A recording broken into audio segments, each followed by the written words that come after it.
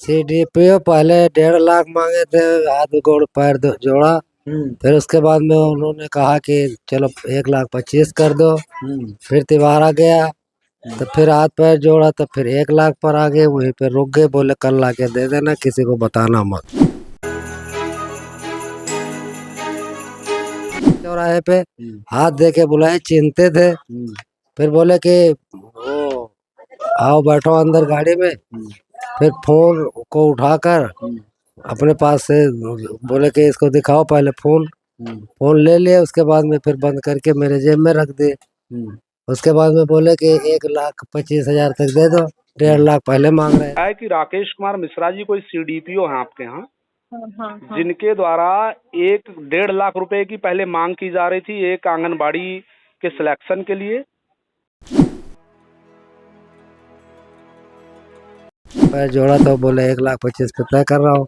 फिर मैं फिर हाथ पैर जोड़ा, मैं बोला चीज बरन बेचने के बाद भी नहीं पूरा हो रहा। अच्छा, चीज भी बेच दिए? हाँ। कितने का बेचे? चीज बेचा था 91,000 का। 91,000 का? किसका था? मतलब आपकी वाइफ का था या बहू का था? अपने बहू का था। बहू का चीज बेच दिए, फिर क्या हुआ? फिर भी पूरा नहीं हो। मैं फिर हाथ पैर जोड़ रहा था कि 80,000 ले लो। फिर नहीं, बोले कि 1 लाख से कम नहीं होगा। हाथ पैर जोड़ा और बोला कि कहीं से जुगाड़ कर रहा हूँ, 2-3-4 दिन में लाके दूंगा। किसी से और हाथ पैर जोड़ के मांगूंगा। अब क्या कहना है उनका? अब उनका कहना है कि 1 लाख दे दो, फिर तुम्हारा नौकरी लगेगा, नहीं तो नहीं लगेगा। अच्छा, 1 लाख अगर आपके पास है तो आपको नौकरी, मतलब आपकी बहू का लग पाएगा, नहीं है तो नहीं लगेगा। प्रणाम, भारत राष्ट्र की आवाज न्यूज के साथ मैं रवि गुरुवंशी और मेरी मौजूदगी उत्तर प्रदेश के बलरामपुर जिले के गैणास बुजुर्ग विकास खंड अंतर्गत इस समय गजपुर ग्रंट में है। गजपुर ग्रंट के एक पीड़ित हमारे साथ मौजूद है मित्रों, और इनका आरोप यह है कि जिले में जो गैणास बुजुर्ग है वहां के सीडीपीओ साहब के माध्यम से एक ज्वाइनिंग के तहत, अगर बात करें आंगनबाड़ी का इस समय कुछ वांट था, उसमें ज्वाइनिंग के तहत 1.25 लाख रुपए की मांग की जा रही है। ये व्यक्ति हमारे साथ मौजूद है, उनका ये आरोप है कि जो है हमसे सीडीपीओ साहब मांग कर रहे हैं। दुर्भाग्य की बात तो ये है मित्रों कि कितना भी सरकारें प्रयास कर लें, कितना भी उच्चाधिकारी प्रयास कर लें कि भ्रष्टाचार को मुक्त करना, भ्रष्टाचार मुक्त उत्तर प्रदेश को बना देना है, लेकिन दीमक की तरह लगे हुए अधिकारी जिस तरीके से आज जनता को नोच रहे हैं और जनता को दीमक की तरह खोखला बना रहे हैं, खा रहे हैं, जिसका जीता जागता प्रमाण ये दादाजी हैं। इन्हीं से बातचीत करेंगे क्या कुछ मामला है और इनका क्या था ऐसा प्रकरण जिसमें 1.25 लाख रुपए की मांग इनके आरोपे के अनुसार की जा रही है। दादा, क्या नाम हुआ आपका? रामचंद्र। तेज बोलिए। रामचंद्र। कहाँ के रहने वाले हैं? झलहिया का, गजपुर ग्रंट। क्या मामला है, किस मामले में सीडीपीओ साहब जो आपसे 1.25 लाख रुपए मांग कर रहे हैं? आंगनबाड़ी में गया था। हाँ। उसके बाद में चला आया। आंगनबाड़ी किसको आप करवाना चाह रहे हैं? आंगनबाड़ी में क्या नाम हुआ उसका? विनीता देवी। कितने जो है वो निकले थे आपके यहाँ, कितनी वैकेंसी निकली थी उसकी? 4 जगह। 4 जगह। तो उसमें क्या कह रहे हैं सीडीपीओ साहब, क्या कहे, थोड़ा विस्तार से बताइए। सीडीपीओ पहले 1.5 लाख मांगे थे, हाथ गोड़ पैर जोड़ा। फिर उसके बाद में उन्होंने कहा कि चलो 1,25,000 कर दो। फिर तिवारा गया तो फिर हाथ पैर जोड़ा तो फिर 1 लाख पर आ गए, वहीं पे रुक गए, बोले कल लाके दे देना, किसी को बताना मत। अच्छा। हाँ। तो ये आपको जो पैसा आपसे मांगा गया, या आपसे फोन पर मांगा गया या आपसे मौखिक रूप से मांगा गया, कैसे मांगा गया, क्या कोई प्रमाण है आपके पास इसका? बोले कि आप मेरे वहाँ पे आना, फोन करके वहाँ पे मिल लेना बलरामपुर, वहाँ पे दे देना। अच्छा, तो सीडीपीओ साहब से जब आपकी मुलाकात हुई तो वो क्या बोले? सीडीपीओ बोले उतरौला में आए, उतरौला में कार में बैठा लिए, 1 घंटा समझाए। फिर भी मैंने हाथ पैर जोड़ा, फिर वो 1,25,000 मांग रहे थे, उससे कम कराते कराते 1 लाख पे मान गए। फिर 1 लाख रुपए मांग रहे हैं अभी आपसे? अभी 1 लाख। हाँ, अगर आपने क्या बोला कि मेरे पास है, दूंगा या नहीं दूंगा, क्या बोले आप? मैं बोला कल देख के बताता हूँ, पैसे जुटा के कहीं से न कहीं से दूंगा। ये आपने नहीं पूछा कि सर मेरे पास अगर नहीं है तो नहीं हो पाएगा? ये नहीं मैंने पूछा। क्या हुआ जब आपको गाड़ी में बिठाए सीडीपीओ साहब, तो आपसे क्या बोले, पूरी बात बताएं। वो बोले कि फोन करके उतरौला में जब खड़ा हुआ चौराहे पे, हाथ दे के बुलाए, चिंते थे। फिर बोले कि वो आओ बैठो अंदर गाड़ी में। फिर फोन को उठाकर अपने पास से बोले कि इसको दिखाओ पहले फोन। फोन ले लिया, उसके बाद में फिर बंद करके मेरे जेब में रख दिए। उसके बाद में बोले कि 1,25,000 तक दे दो। 1.5 लाख पहले मांग रहे थे। फिर हाथ पैर जोड़ा तो बोले 1,25,000 पे तय कर रहा हूँ। फिर मैं फिर हाथ पैर जोड़ा, मैं बोला चीज बरन बेचने के बाद भी नहीं पूरा हो रहा। अच्छा, चीज भी बेच दिए? हाँ। कितने का बेचे? चीज बेचा था 91,000 का। 91,000 का? किसका था? मतलब आपकी वाइफ का था या बहू का था? अपने बहू का था। बहू का चीज बेच दिए? फिर क्या हुआ? फिर भी पूरा नहीं हो रहा था, इसलिए मैं फिर हाथ पैर जोड़ रहा था कि 80,000 ले लो। फिर नहीं, बोले कि 1 लाख से कम नहीं होगा। फिर मैंने हाथ पैर जोड़ा और बोला कि कहीं से जुगाड़ कर रहा हूँ, 2-3-4 दिन में ला के दूंगा। किसी से और हाथ पैर जोड़ के मांगूंगा। अब क्या कहना है उनका? अब उनका कहना है कि 1 लाख दे दो, फिर तुम्हारा नौकरी लगेगा, नहीं तो नहीं लगेगा। अच्छा, 1 लाख अगर आपके पास है तो आपको नौकरी, मतलब आपकी बहू का लग पाएगा, नहीं है तो नहीं लगेगा। अच्छा। फिर उसके बाद में मैं चुपचाप चला आया। फिर बोले कि तुम मल्लापुर में कल ला के 50,000 दे देना। अच्छा। फिर मैं 50,000 जुटा के बोला, जुटा ही नहीं पूरा पैसे, क्योंकि जहाँ चीज बेचा वो पैसे हमें मिला ही नहीं। फिर मैं उसके पास गया तो बोला परसों नरसों तक दूंगा, इसलिए मैं उनके पास गया नहीं। और कल बलरामपुर गया था भी, तो वहाँ वो देख लिए, लेकिन मैं उनके पास नहीं गया, चुपचाप लौट आया। क्या करते हैं आप? मैं कुछ नहीं करता, मैं तो लकड़ी काटता हूँ, बाहर जलाता हूँ, यही सब काम करता बाहर जलाते हैं? मतलब कोई घर में कमाने वाला और नहीं है? लड़का क्या करता है? लड़के हैं तो दिल्ली रहते हैं, वो हमारे से क्या मतलब रखा है। हमें ना पैसे मिलता है ना कौड़ी, इसलिए चीज बेचना पड़ा। अब वो चीज भी का भी पैसे भी नहीं मिला। हाँ।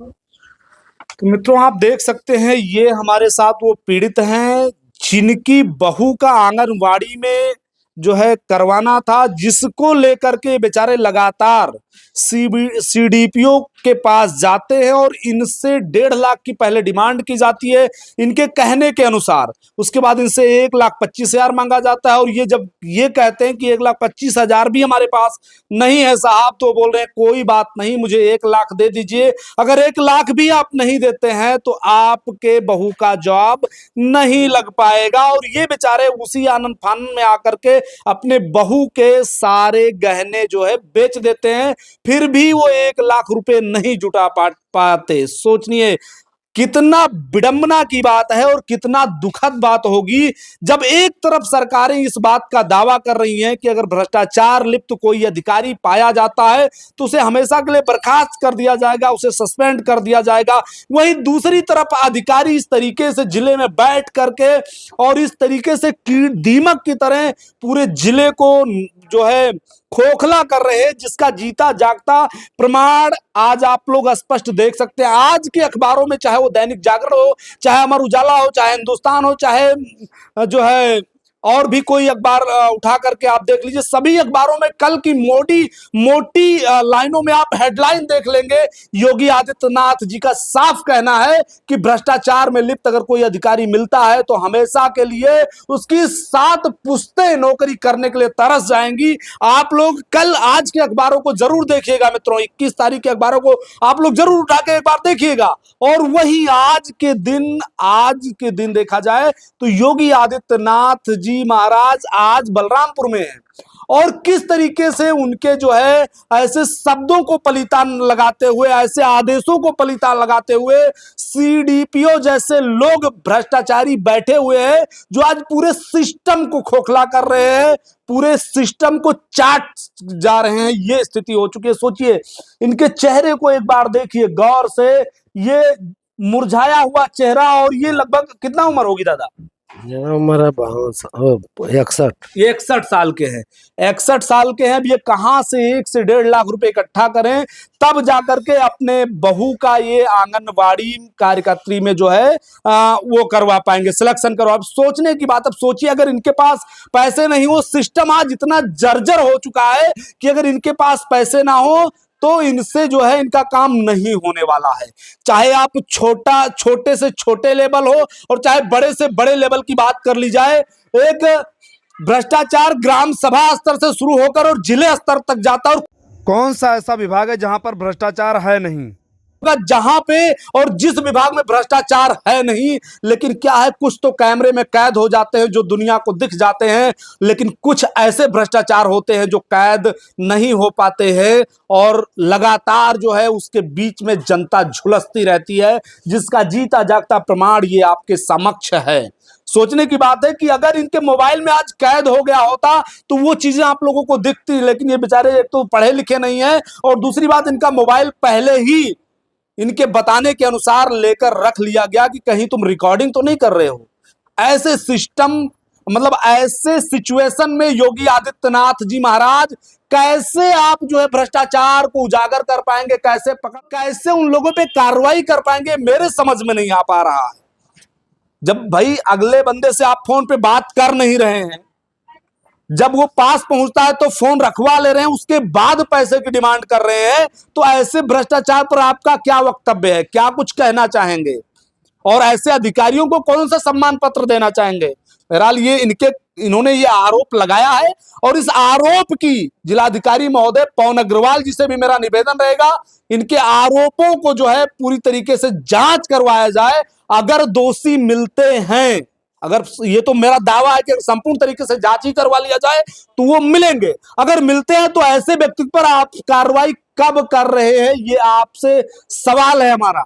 और मित्रों, इस वीडियो को देखिए और ज्यादा से ज्यादा शेयर करिए। सोचिए अगर आज एक सामान्य व्यक्ति के साथ ऐसा है और डर अगर शायद मीडिया का ना हो या सोशल मीडिया का जमाना ना हो तो शायद ऐसे अधिकारी घर में घुस के लूट लेंगे और आप पता भी नहीं चल लगेगा कि कब ये लूट करके चले गए। सोचिए जिस तरीके से हाल है। तो इस वीडियो को ज्यादा से ज्यादा शेयर करिए ताकि हर व्यक्तियों तक पहुंचे और ऐसे सीडीपीओ साहब को, नमस्कार, जिनको सम्मान मिलना चाहिए, ऐसे व्यक्तियों का पोल खुल सके। मित्रों, मिलते हैं नेक्स्ट वीडियो में, तब तक के लिए धन्यवाद। पड़ता है मैम गणास बुजुर्ग के अंतर्गत। हेलो, वहाँ के एक रामचंद्र जी हैं, हाँ। उनका ये आरोप है, उसका एफिडेविट आप पर पहुंच चुका है कि राकेश कुमार मिश्रा जी कोई सीडीपीओ हैं आपके यहाँ, हाँ। जिनके द्वारा 1-1.5 लाख रुपए की पहले मांग की जा रही थी एक आंगनबाड़ी के सिलेक्शन के लिए।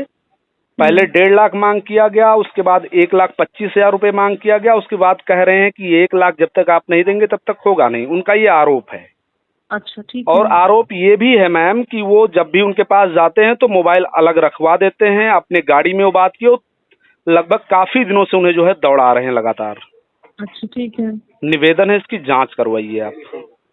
ठीक है। एफिडेविट मेरे फोन पे आ गया है ना? हाँ, मैं दोबारा इसी नंबर से मैं स्वयं आपको भेज दे रहा हूँ और निवेदन इसकी जांच करवा ले। गरीब व्यक्ति है और बहुत परेशान आदमी है। ठीक है, कोई बात नहीं, उनका फोन नंबर भी इसमें लिखिए, मैं खुद बात करूंगी। ठीक मैम, ठीक भिजवा रहा हूँ। हाँ।